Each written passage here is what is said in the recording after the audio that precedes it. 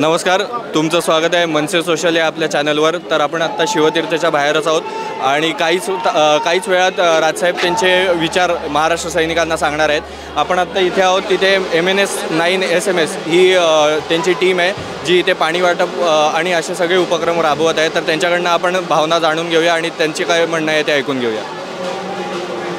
नमस्कार, आम्ही MNS 9 SMS तर्फे मोफत पाणी वाटप आणि मोफत बिस्किट वाटप करतो आहे। आमचं दुसरं वर्ष आहे। आम्ही गजानन लाड आणि निजामुद्दीन शेख यांच्या नेतृत्वाखाली मोफत पाणी वाटप करतो आहे। आम्हाला मागच्या वर्षी जो प्रतिसाद मिळाला त्यावरनं आम्ही एवढे एवढे उत्साही होतो की यावर्षीसुद्धा आम्ही दुसऱ्यांदा मोफत पाणी वाटप केलं आहे। आज आमची तुम्ही बघत असाल MNS 9 SMSची पूर्ण टीम इकडे जमलेली आहे। या लोकांचं एवढं मोठं कार्य आहे की आम्हाला एवढा प्रोत्साहन मिळतं, एवढा उत्साह मिळतं की पुढच्या वर्षीसुद्धा आम्ही याच उत्साहाने तुमच्यासाठी पुन्हा येऊ।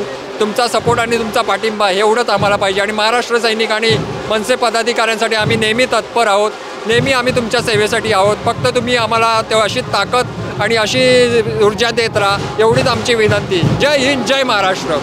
राजसाहेबांची सभा आता होणार आहे, तुम्ही इथे आलाय आणि तुमच्या काय भावना आहेत या सभेकडनं राजसाहेबांकडनं? भावना बघायला गेल्या भरपूर भावना आहेत। सर्वसामान्य व्यक्ती आहोत आम्हाला भरपूर प्रॉब्लेम्स आहेत आजच्या FPGमध्ये। एक म्हणतात ना, एज्युकेटेड पर्सन असून आज बेरोजगार आहेत। खरं सांगायचं, मी BA ग्रॅज्युएट मुलगी आहे। आज माझ्याकडे सध्या खरोखर जॉब नाही आहे तो पण असा जॉब आहे की कधी जाईल याची गॅरंटी नाही देऊ शकत। दुसरा क्वेश्चन, आज माझं लग्न झालं आहे, पाण्याचे ऑप्शन्स आहेत आमच्याकडे ना तिथे आमच्याकडे भरपूर तुमचं प्रॉपर्टी टॅक्ससाठी एवढी लांब लचक लाईट्स, आता लाईट बिल एवढे येतं की आमचं सारखे लाईट्स कट्स होत आहेत। अर्थ नाही ना त्याला। स्ट्रीट लाईट्स घेत आहेत तुम्ही, त्याचे पेनल्टी घेताय तुम्ही। नाही प्रॉपर्टी टॅक्स भरला का तुम्ही त्याच्यावर व्याज लावता, नाही बिल भरलं का दुसऱ्या दिवशी। अरे जितकं लोक बिल थकीत बाकी ठेवतात त्यांचं पण बिल का लाईट कापायला येत नाही।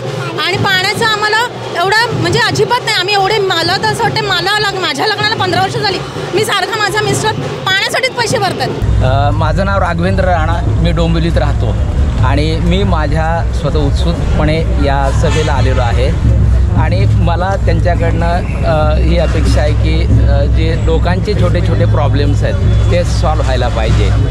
आणि आम्ही म्हणजे ज्युनियर आर्टिस्ट आहोत, आम्ही सिनेमात वगैरे काम करतो, सिरियलमध्ये काम करतो। आमचे प्रश्न हे आहेत की आम्हाला पैसे लवकर मिळत नाहीत, आमचे पैसे ठेवून घेतले जातात, दिले जात नाहीत। तर ते पैसे राजसाहेबांनी त्याच्यामध्ये थोडंसं लक्ष घालावं आणि ज्युनियर आर्टिस्टचं एक संघटना करून, संघटना आहे पण त्याच्याकडनं पाहिजे हवं तसं काम होत नाही आहे। आणि मुळात अशी आम्हाला धमकी दिली जाते की तुम्ही जर असं काही केलं तर आम्ही तुम्हाला पुढे काम देणार नाही वगैरे। पण खूप लोक आहेत, आता मी गेल्या 1 वर्षभरापासून, मी गेली 15 वर्ष नाटकात काम करतो आणि आता वर्षभरापासून सिरियल सिनेमामध्ये वळलेलो आहे। तर इथल्या प्रॉब्लेम्स असा बघितलं तर असं जाणवतं की खूप चांगल्या घरची मुलं आहेत, गरीब घरची मुलं आहेत, सगळ्या ह्याच्यातली लोक आहेत, बाहेरून परदेशात बाहेर राज्यातून आलेली आहेत, पण पैसे हे वेळेवर मिळत। तुम्ही कुठून आलाय? मी सिंधुदुर्ग देवगड तालुका अध्यक्ष संतोष मेहता। अच्छा, देवगड। तुम्ही दरवर्षी पाडवा मेळाव्याला येता का आणि हे कितवे वर्ष आहे? हे माझं 18 वर्ष, सलग 18व्या वर्षी आहे। महाराष्ट्र सैनिक असल्यापासून आम्हाला साहेबांची आवड आहे। अच्छा, उत्सुकता लागून राहिली आहे, साहेब काय बोलतील, काय मेळाव्यात? नाही, ते काही बोलतील ते महाराष्ट्राच्या हिताचं असेल आणि महाराष्ट्र सैनिकांची एक नवीन हे देते, ते दिशा देते।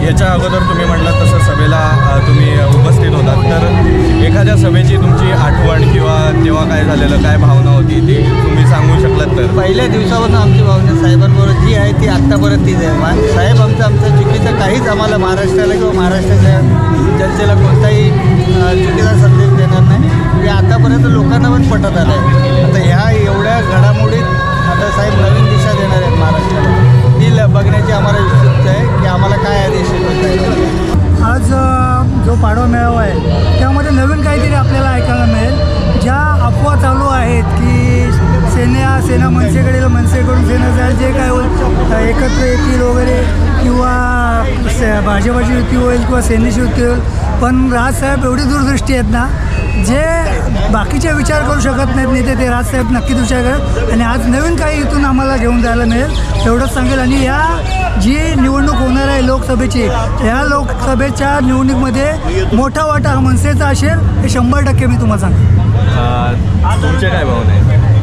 पहिल्यांदा सांगायचं झालं तर राजसाहेब हे असे दूरदृष्टी व्यक्तिमत्व आहेत की त्यांनी आजपर्यंत जेवढी भाकितं या राजकीय पटलावरती मांडली आणि ती मांडत असताना ती एकही टक्का म्हणजे फेल गेलेली नाही आहे, ती पूर्णपणे यशस्वीरित्या पार पडलेली आहेत. मग त्यांच्यावरती टीका जरी झाली तरी त्या टीकेला त्यांनी न जुमानता त्यांनी त्यांचा जो एकला चलोरेचा जो प्रवास होता तो त्यांनी चालू ठेवला.